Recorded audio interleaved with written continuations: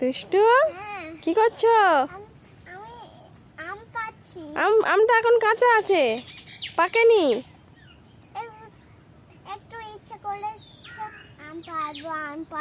আচ্ছা, আমটা পাকুক তারপর এসে পারবে, ঠিক আছে? তুমি তুমি কোথায় এসছো? এটা কাদের আম বাগান? ভালো আম হয়েছে তো।